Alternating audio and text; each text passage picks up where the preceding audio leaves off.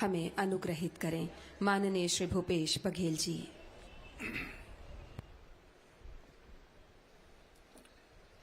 जम्मू सियानमन, दाई दीदी मन, संगवारी और नोनी बाबू मनला सुराजी तिहार के गाड़ा गाड़ा बधाई, जय जोहार। भारत के 77वें स्वतंत्रता दिवस के पावन अवसर पर आप सभी छत्तीसगढ़ वासियों को हार्दिक बधाई और अनंत शुभकामनाएं। भारत की आज़ादी की लड़ाई सिर्फ एक देश को विदेशी साम्राज्य से मुक्त कराने की लड़ाई नहीं थी, बल्कि इसके अनेक सामाजिक, आर्थिक, नैतिक और राजनीतिक पहलू थे।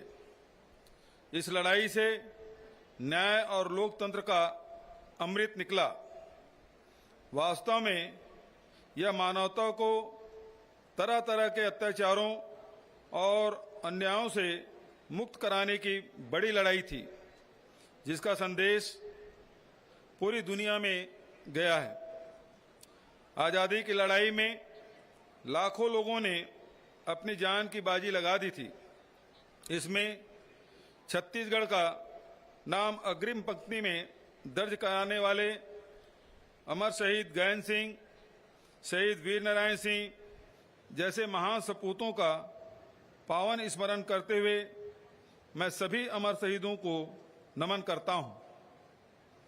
मंगल पांडे, भगत सिंह, चंद्रशेखर आजाद, रामप्रसाद बिस्मिल, अशफाक उल्ला खां, रानी लक्ष्मीबाई, रानी अवंतीबाई लोधी जैसे हजारों विभूतियों की शहादत हमें देश के लिए सर्वोच्च बलिदान की प्रेरणा देती रहेगी।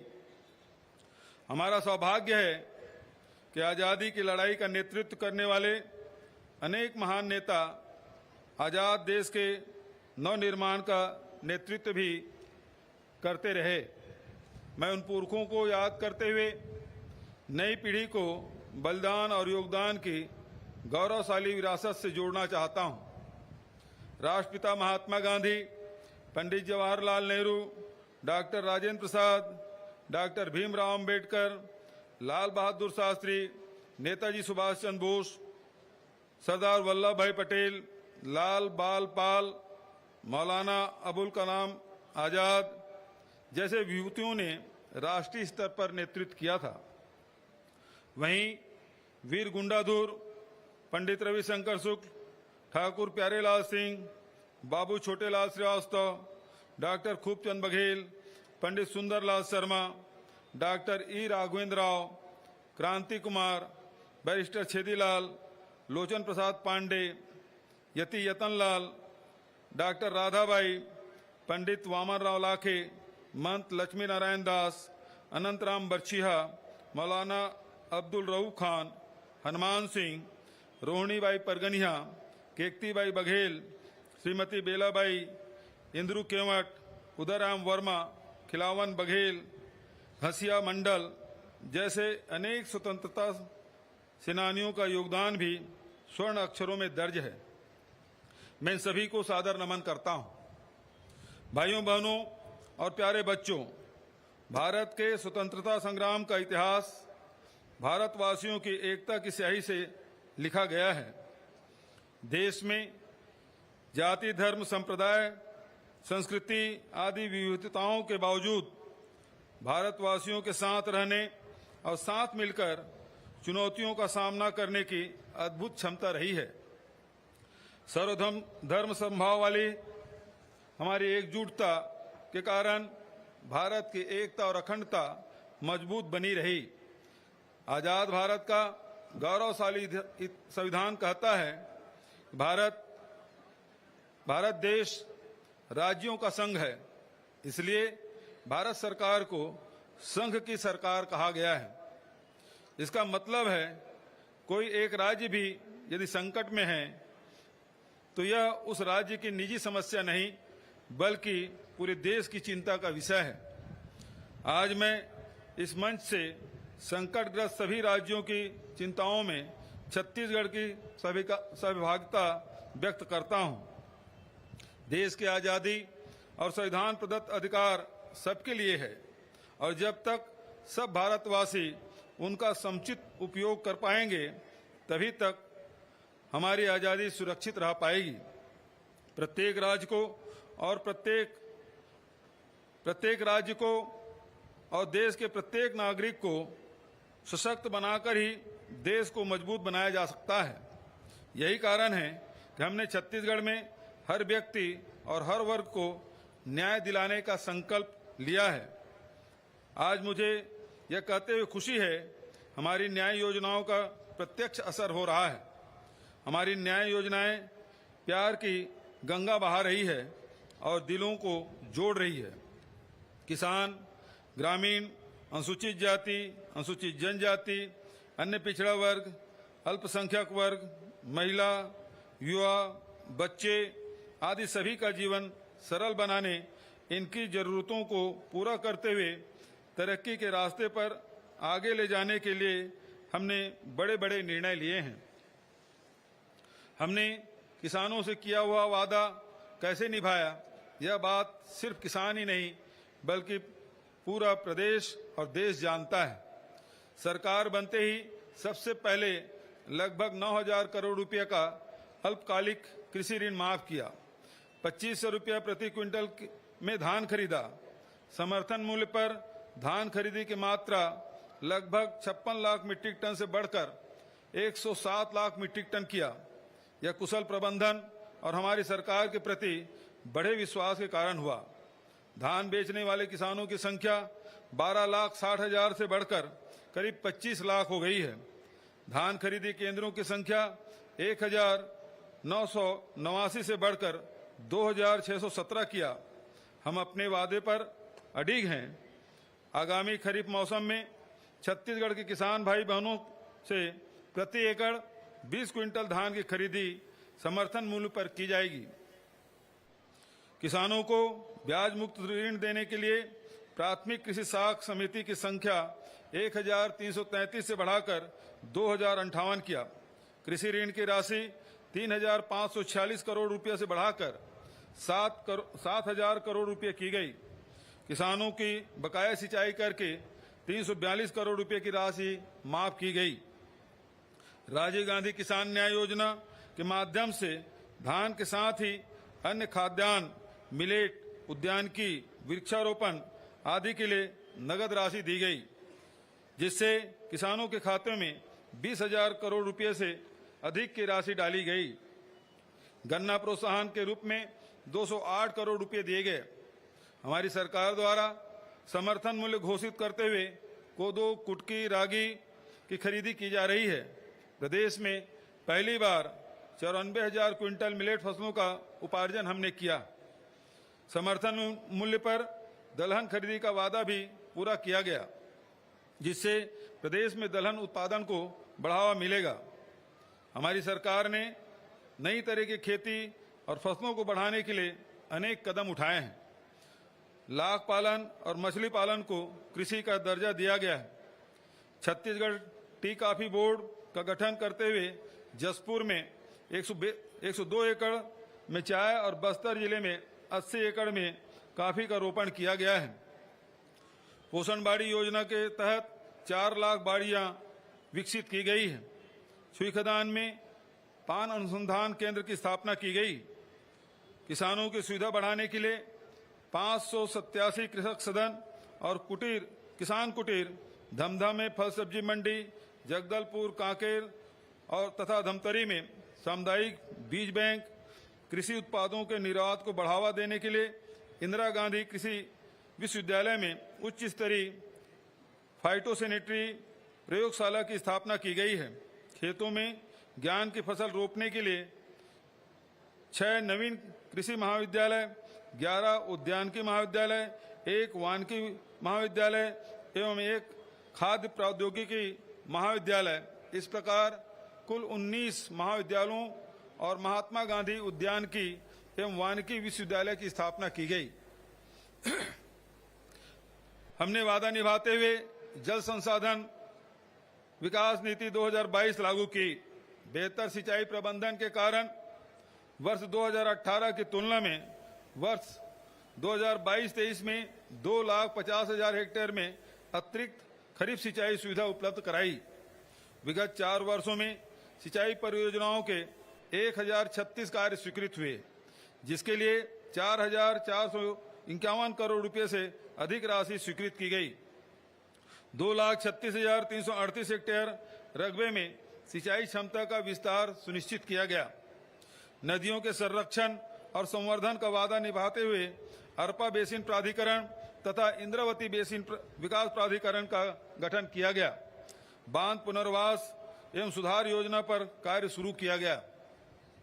हमारी सुराजी गांव योजना गांव, खेतों, पर्यावरण और आजीविका में सुधार की दृष्टि से और देश और दुनिया में सराही गई है। इसके माध्यम से हजारों नरवा का उपचार किया जा चुका है, जिससे उस क्षेत्र का भूजल स्तर तेजी से बढ़ा है।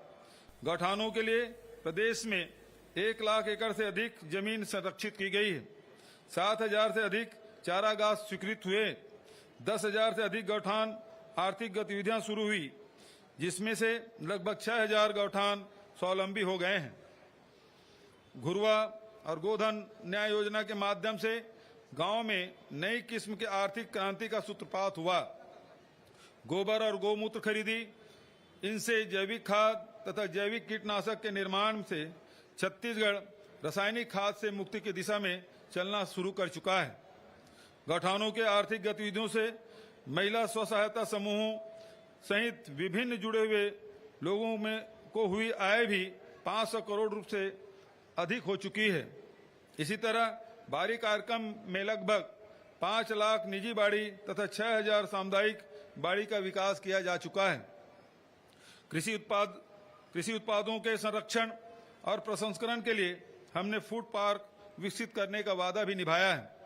इसके लिए 112 विकास खंडों में भूमि चिन्हित कर कार्रवाई आगे बढ़ाई है।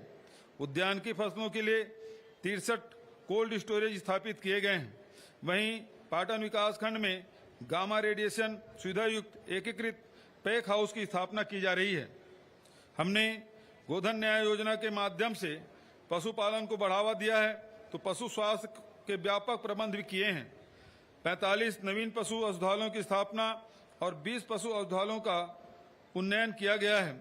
163 मोबाइल वेटनरी यूनिट, राज्य स्तरीय कॉल सेंटर तथा 28 जिलों में पशुओं को हिंसा से बचाने के लिए सोसाइटी का गठन किया गया है।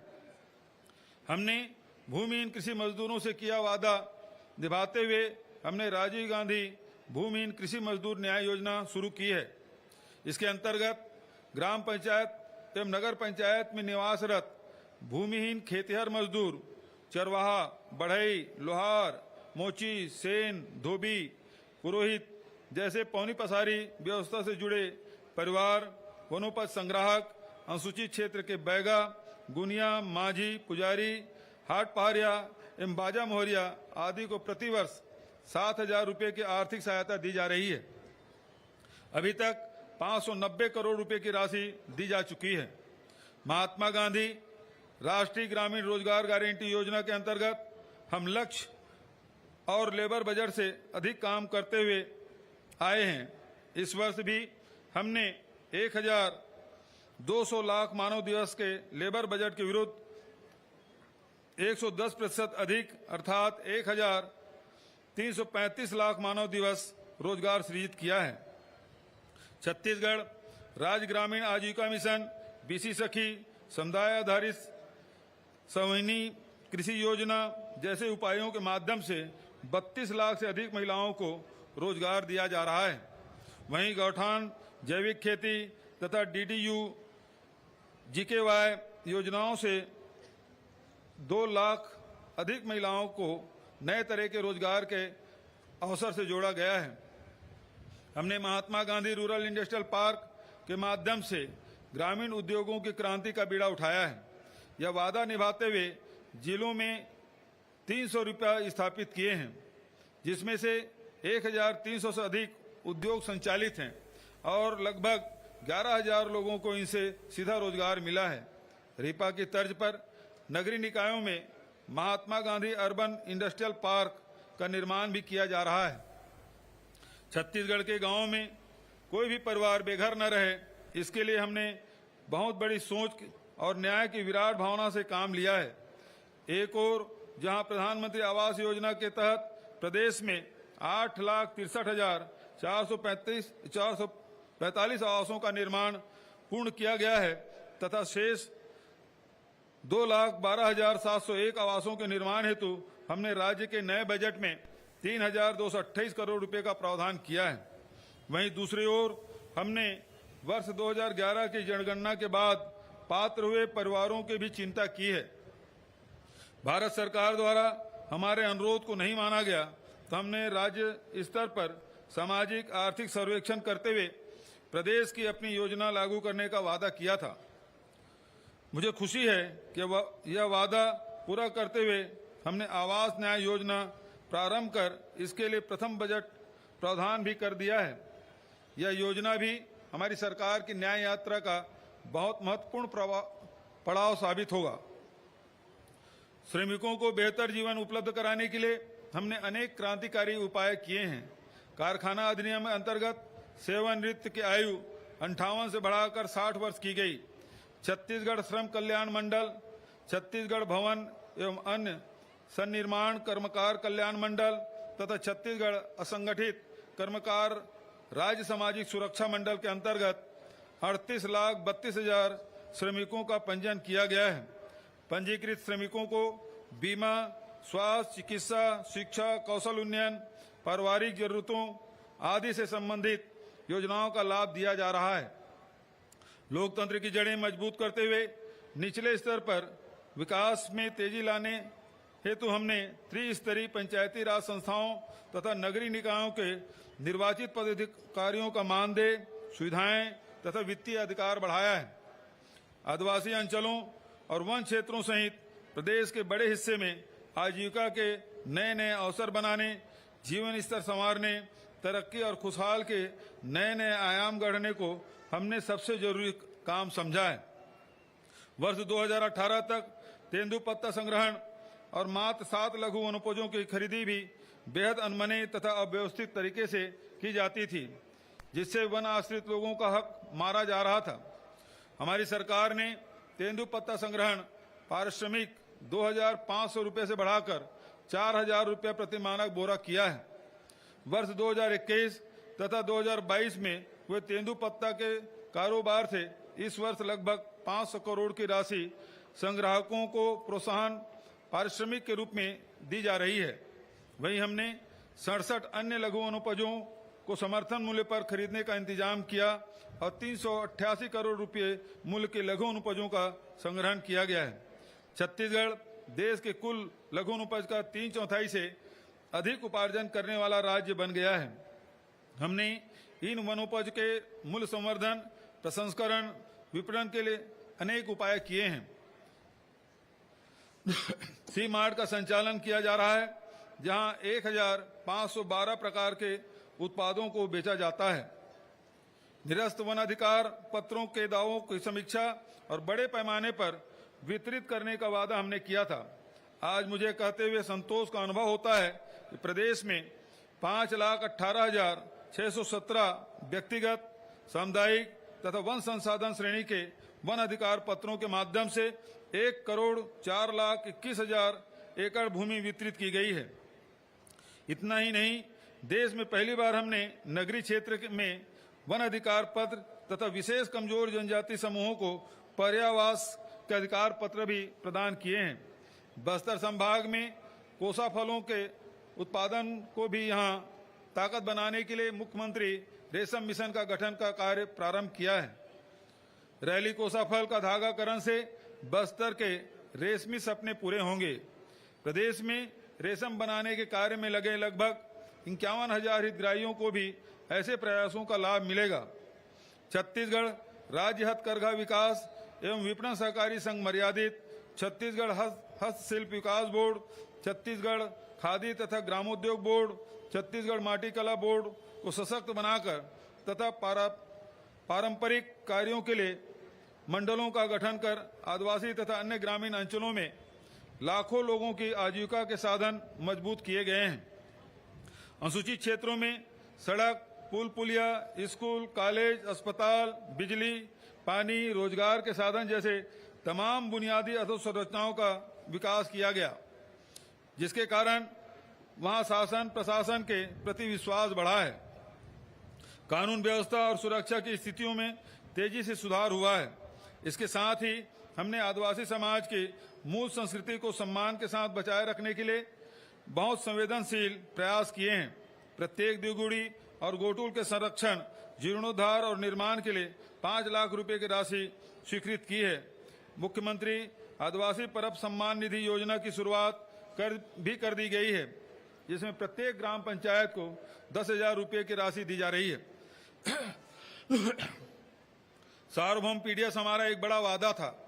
मुझे यह कहते हुए खुशी है कि हमने 2,66,00,000 लोगों तक पीडीएस को पहुंचाकर 2011 की जनगणना के अनुसार 100% कवरेज कर लिया है।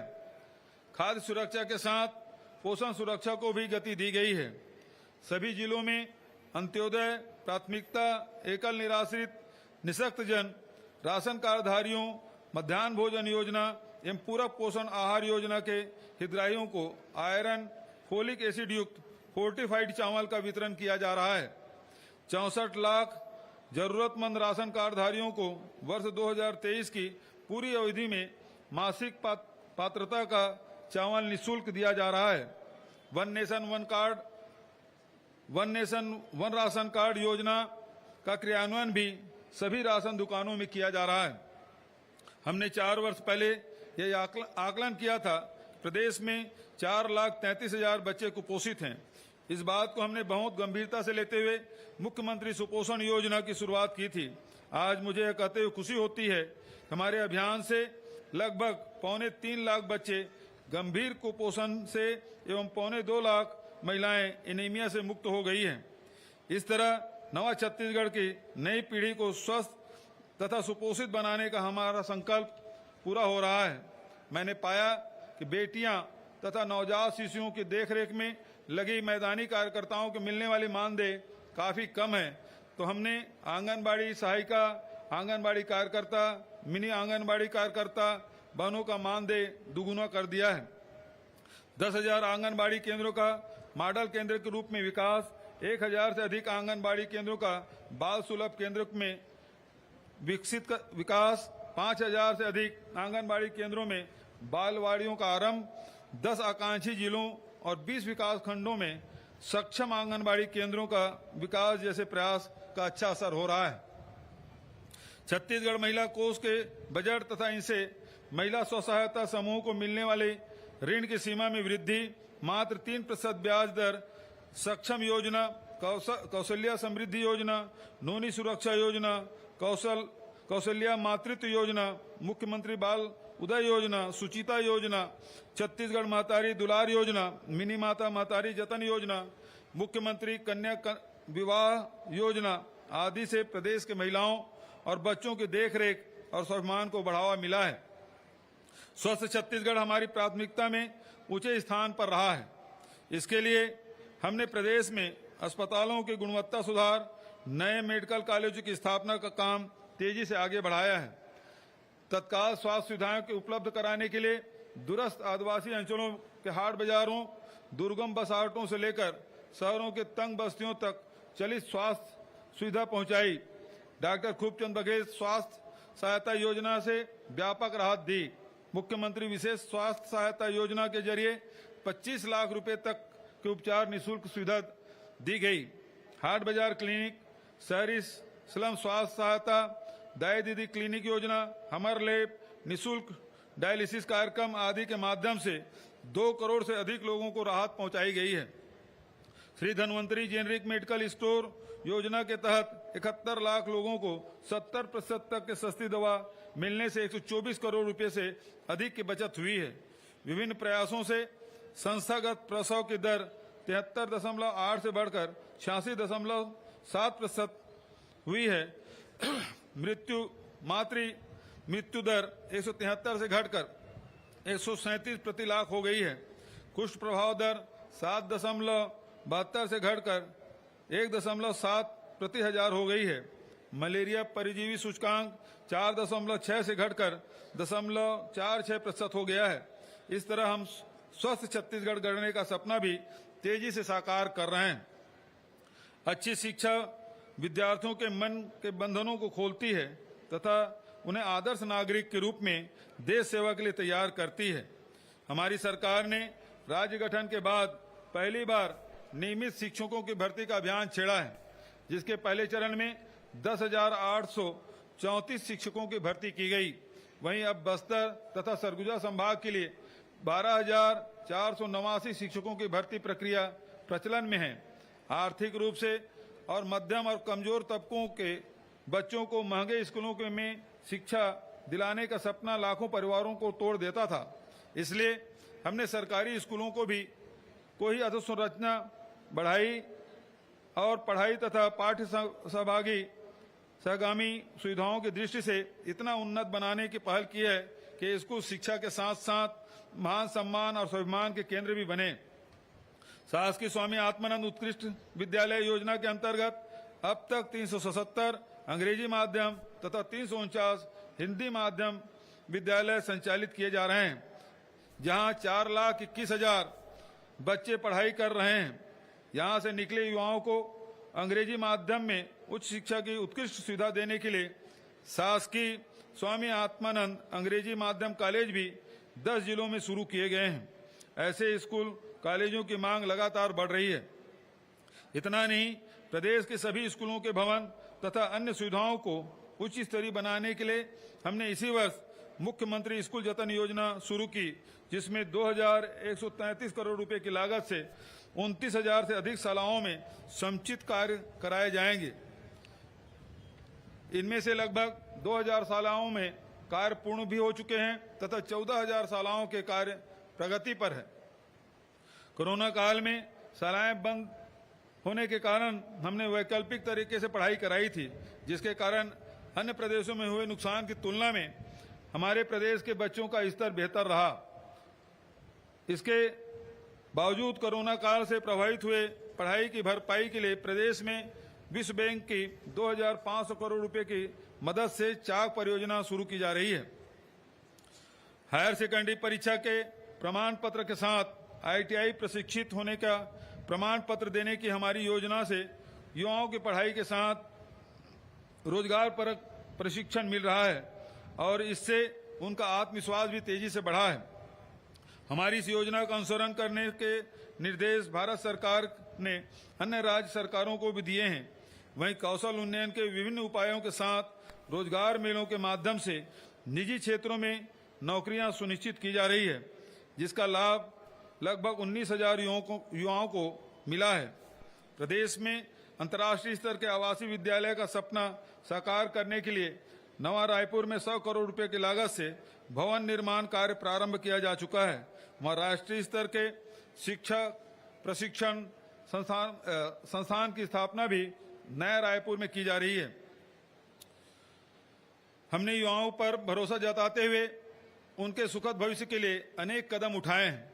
मुझे खुशी है, युवाओं से भी मुझे बहुत प्यार और आदर मिला है। भेंट मुलाकात कार्यक्रम में सार्थक संवाद और उनके उत्साह से भी मैं अभिभूत हूं। हमने 4 नए संगीत महाविद्यालयों के साथ 71 नए महाविद्यालय प्रारंभ किए। सहायक प्राध्यापक, ग्रंथपाल, क्रीड़ा अधिकारी के पदों पर 1,553 नियुक्तियां की गई। हमने प्रतियोगी परीक्षाओं के परीक्षा शुल्क माफ करने का फैसला किया, जिससे 22,28,000 युवाओं की करीब 33 करोड़ रुपए की फीस माफ हुई है। व्यापम, लोक सेवा आयोग, छत्तीसगढ़ राज्य विद्युत कंपनियों तथा स्वामी आत्मानंद स्कूलों में हुई भर्ती से लगभग 42,000 युवाओं को नौकरी मिली है। शासन से वित्त पोषित विभिन्न निगमों, मंडलों, समितियों, विभागों में की गई भर्तियां की संख्या हजारों में है। हमने बेरोजगारी भत्ता देने का वादा भी निभाया, जिसके तहत 1,22,000 से अधिक युवाओं को लगभग 113 करोड़ रुपए की राशि बेरोजगारी भत्ते के रूप में दी गई है। युवाओं को प्रतियोगी परीक्षाओं की अच्छी तैयारी कराने के लिए देश के ख्याति प्राप्त कोचिंग संस्थानों से ऑनलाइन कोचिंग की निःशुल्क व्यवस्था हम शीघ्र करने जा रहे हैं। इसके लिए प्रत्येक विकासखंड मुख्यालय में एक स्थान पर वीडियो कॉन्फ्रेंसिंग की व्यवस्था की जाएगी। हमने युवाओं के सर्वांगीण विकास के साथ ही उनके करियर निर्माण के अनेक मोर्चों पर एक साथ काम किया है। प्रदेश के विभिन्न स्थानों में वहां की विशेषताओं के आधार पर खेल अकादमी शुरू की है।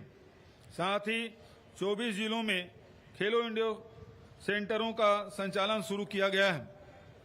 मुझे विश्वास है कि चौतरफा प्रयासों से हमारे युवा साथियों के सुनहरे भविष्य का सफर आसान होगा। युवाओं को सामाजिक कार्यों से जोड़ने, उन्हें सांस्कृतिक उत्थान का सूत्रधार बनाने के लिए प्रदेश में 13,242 राजीव एवं मैदान क्लब गठित किए गए हैं, जिनके 4 लाख से अधिक सदस्य प्रदेश की फिजा में मोहब्बत, एकजुटता और तरक्की के रंग घोल रहे हैं। अनुसूचित जाति, अनुसूचित जनजाति तथा अन्य पिछड़े वर्ग के युवाओं के लिए नियुक्ति तथा चयन प्रक्रियाओं में आरक्षण को लेकर लगी रोक हटने के बाद हमने शैक्षणिक संस्थाओं में पूर्ववत 58% आरक्षण की व्यवस्था लागू करने का निर्णय लिया है। शहरों में पर्यावरण संरक्षण के साथ सांस्कृतिक महत्व के वृक्षारोपण को बढ़ावा देने के लिए कृष्ण कुंज योजना शुरू की गई है, जिसके तहत लगभग 250 एकड़ में 60,000 से अधिक पौधों का रोपण किया गया है। छोटे भूखंडों का पंजीयन मध्यम वर्गीय परिवारों की मूलभूत आवश्यकता है, जिसका हनन पूर्व में किया गया था। हमने ऐसे भूखंडधारी क्रेता तथा विक्रेताओं को न्याय दिलाने का वादा निभाया, जिसके कारण से लगभग 5 लाख भूखंडों का पंजीयन हुआ। इसी तरह महिलाओं के पक्ष में स्टाम्प शुल्क के रियायत आवासीय भवनों के पंजीयन में दी गई है। इन फैसलों से लाखों लोगों का जीवन आसान हुआ है, उन्हें वित्तीय तरलता का लाभ मिला है। हमने राज्यों से संबंधित मामलों के हल हेतु नियम प्रक्रियाओं को सरल किया है। साथ ही बड़ी प्रशासनिक इकाइयों का पुनर्गठन किया है, जिसके कारण 6 नए जिले, 32 राजस्व अनुभाग तथा 100 नवीन तहसीलों का गठन किया गया। इस तरह हमने शासन प्रशासन को आम जनता के करीब लाकर यह संदेश दिया कि जनता की सेवा ही हमारा कर्तव्य है। हमारी सरकार में आने के पहले प्रदेश में मात्र 7% घरों में ही घरेलू नल कनेक्शन थे, अब बढ़कर 55% हो गए हैं। राज्य में अब तक 27,25,761 ग्रामीण परिवारों को घरेलू नल कनेक्शन का लाभ दिया जा चुका है। अब 2,72,114 हैंडपंपों, 4,540 नल जल योजनाओं, 2,182 स्थल जल प्रदाय योजना तथा 12,737 सोलर आधारित जल प्रदाय योजनाओं के माध्यम से ग्रामीणों को पेयजल उपलब्ध कराया जा रहा है। जल जीवन मिशन के अंतर्गत मार्च 2024 तक छत्तीसगढ़ के समस्त 50,13,000 ग्रामीण घरों में नल कनेक्शन के माध्यम से 55 लीटर प्रति व्यक्ति प्रतिदिन के मापदंड से शुद्ध पेयजल उपलब्ध कराने का लक्ष्य है। 124 नगरीय निकायों में जल प्रदाय योजना तथा 13 समूह जल प्रदाय योजना पूर्ण कर जल प्रदाय प्रारंभ कर दिया गया है। छत्तीसगढ़ में उत्पादित होने वाली बिजली का लाभ हमारे प्रदेश के किसानों तथा आम जनता को नहीं मिल पाता था। हमने इस नीति को बदलते हुए प्रदेश को अधिक उत्पादन के साथ अधिक उपभोग वाला राज्य भी बनाने का निर्णय लिया, ताकि ज्यादा से ज्यादा लोग बिजली का उपभोग कर सकें, बिजली की खपत उनके पहुंच के भीतर हो। इसके लिए हाफ बिजली योजना लागू की गई। इस योजना से लगभग 43 लाख घरेलू बिजली उपभोक्ताओं को लगभग 3,900 करोड़ रुपए की छूट दी जा चुकी है। 1,07,000 से अधिक नई सिंचाई पंपों के कनेक्शन दिए गए हैं। किसानों को 12,000 करोड़ रुपए की निःशुल्क बिजली, बीपीएल उपभोक्ताओं को 2,200 करोड़ रुपए की निःशुल्क बिजली दी जा चुकी है। बिजली उत्पादन की दिशा में ऐतिहासिक कदम उठाते हुए 1,360 मेगावाट क्षमता का Rajiv Gandhi super critical thermal power plant स्थापित करने हेतु हमने भूमि पूजन कर दिया है।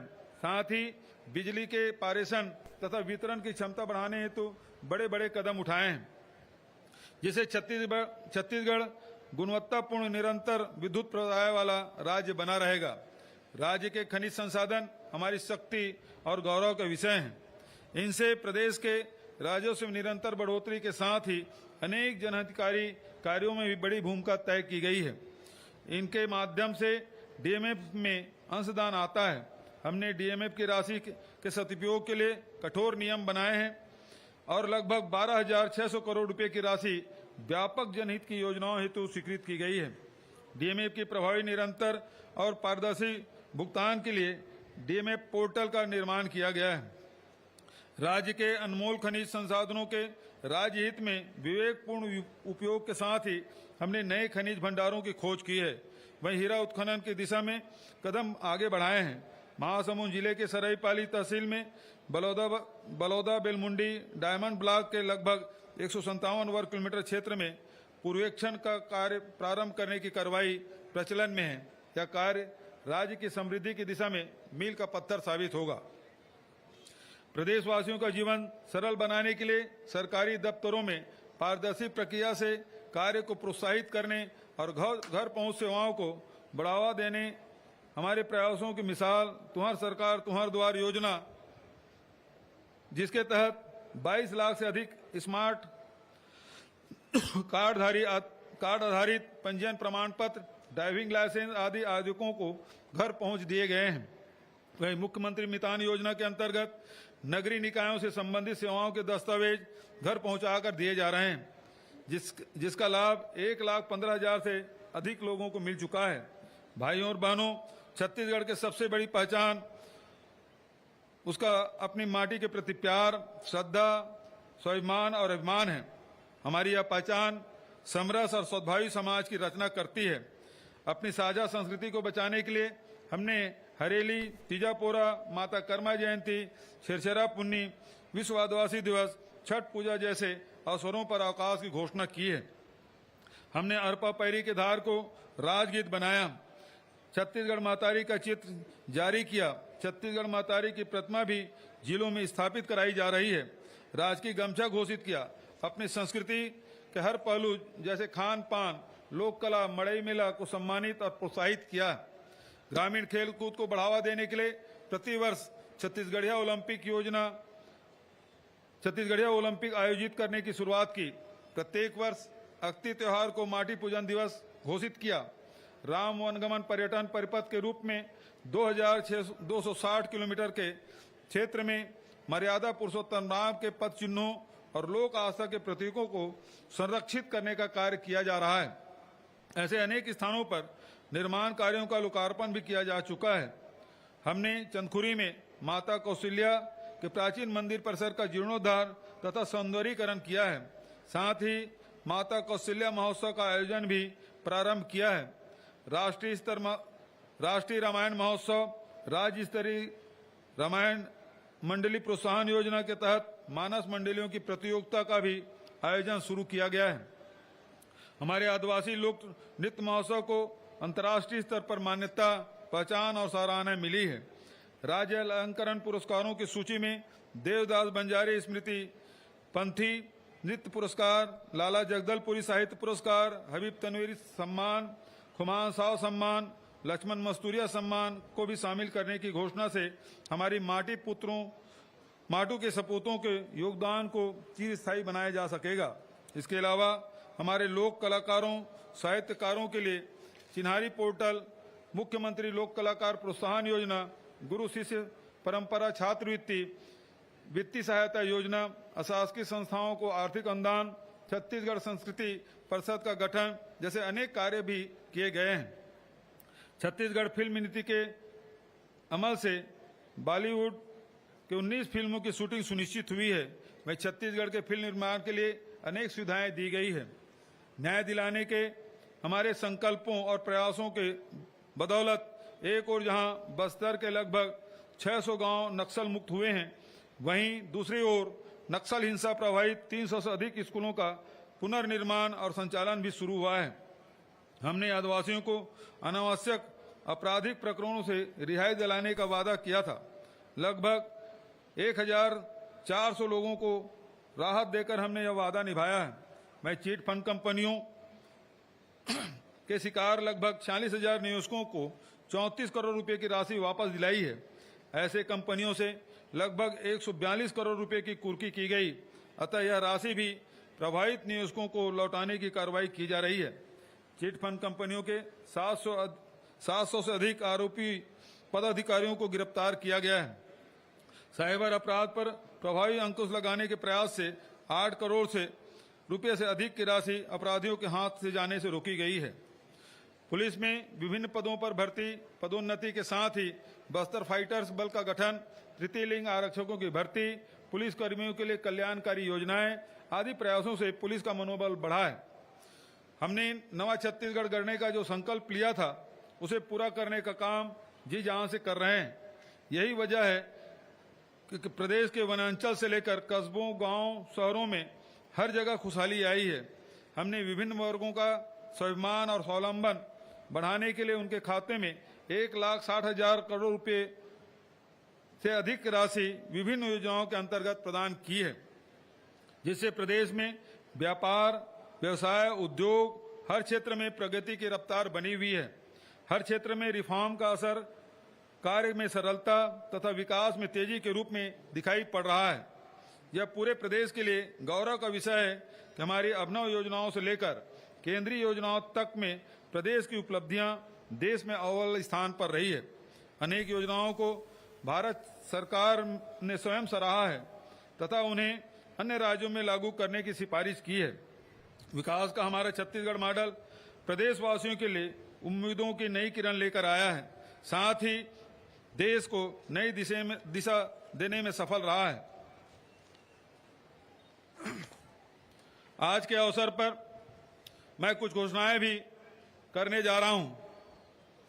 संस्कृति, सुरक्षा, कृषि और सुगमता आदि प्रदेश के साहित्यिक वातावरण को और भी सुदृढ़ करने के लिए साहित्यकारों को 3 श्रेणियों में छत्तीसगढ़ साहित्य अकादमी सम्मान दिए जाने की घोषणा करता हूं। पहला, छत्तीसगढ़ी एवं अन्य बोली जैसे गोंडी, हल्बी, सरगुजिया, कुड़ुक आदि के में लिखे गए साहित्य के लिए। दूसरा, हिंदी में लिखे गए पद्य के लिए। तीसरा, हिंदी में लिखे गए गद्य के लिए दिया जाएगा। हर श्रेणी में सम्मानित साहित्यकारों को 5 लाख रुपए नगद एवं प्रशस्ति पत्र प्रदान किए जाएंगे। दूसरा, महिलाओं की सुरक्षा और उनकी अस्मिता बनाए रखने हमारी सर्वोच्च प्राथमिकता है। हम निर्णय लेने जा रहे हैं कि बालिकाओं एवं महिलाओं से छेड़छाड़, दुष्कर्म आदि के आरोपियों को शासकीय नौकरियों से प्रतिबंधित किया जाएगा। छत्तीसगढ़िया ओलंपिक के राज्य स्तरीय प्रतियोगिता में लंबी कूद, 100 मीटर दौड़ एवं कुश्ती खेलों में 18 से 40 वर्ष के आयु वर्ग में प्रथम स्थान प्राप्त करने वाले प्रतिभागियों को उत्कृष्ट खिलाड़ी घोषित किए जाने की घोषणा करता हूं। यह प्रावधान इसी वर्ष से लागू किए जाएंगे। चौथा, मछली पालन और लाख पालन को कृषि का दर्जा दिए जाने के सकारात्मक परिणाम को देखते हुए मैं घोषणा करता हूं कि छत्तीसगढ़ में अब रेशम कीट पालन एवं मधुमक्खी पालन को भी कृषि का दर्जा दिया जाएगा। पांचवा, छत्तीसगढ़ प्रदेश में कुक्कुट पालन को प्रोत्साहित करने, नवीन रोजगार एवं स्वरोजगार के अवसर सृजित किए जाने के उद्देश्य से मैं छत्तीसगढ़ कुक्कुट पालन प्रोत्साहन योजना प्रारंभ किए जाने की घोषणा करता हूं। इस योजना के अंतर्गत कुक्कुट पालकों को सब्सिडी तथा वाणिज्यिक दर के स्थान पर रियायती दर पर बिजली उपलब्ध कराया जाएगा।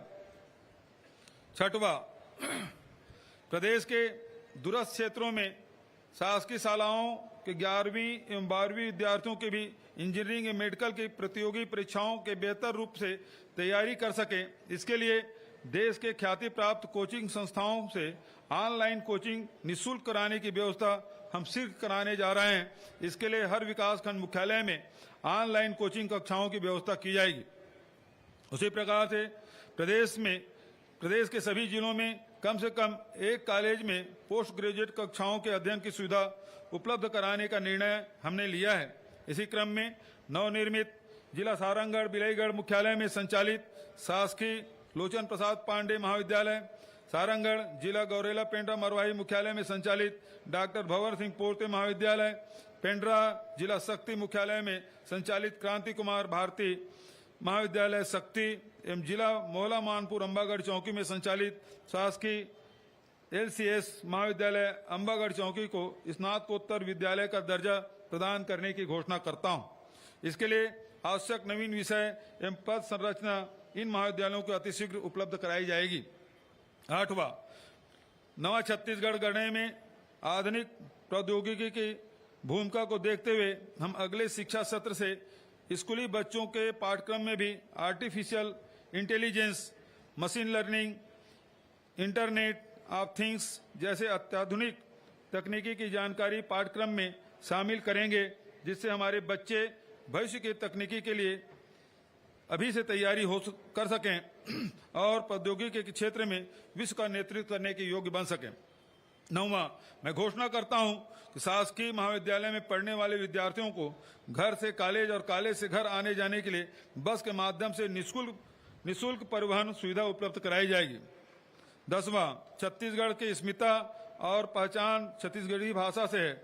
आज मैं घोषणा करता हूं कि अगले शिक्षा सत्र से राज्य के निजी क्षेत्र में छत्तीसगढ़ी भाषा बोली जाती है, जिन क्षेत्रों में छत्तीसगढ़ी भाषा बोली जाती है वहाँ छत्तीसगढ़ी भाषा एवं आदिवासी क्षेत्रों में वहाँ स्थानीय बोली को कक्षा 1 से 5 तक पाठ्यक्रम में एक विषय के रूप में सम्मिलित किया जाएगा। 11वां, शहरी स्वच्छता दीदियों के उत्कृष्ट कार्यों को देखते हुए उनके मानदेय में 20% वृद्धि की घोषणा करता हूं। स्वच्छता दीदियों के उत्कृष्ट कार्य निर्माण श्रमिक पेंशन सहायता योजना प्रारंभ की जाएगी। निर्माण कार्य करने वाले ऐसे मजदूर जिनके आयु 60 वर्ष हो चुकी है तथा जो 10 साल तक पंजीकृत रहे हैं, उन्हें जीवन पर्यंत हर महीने 1500 रुपये मासिक पेंशन दी जाएगी।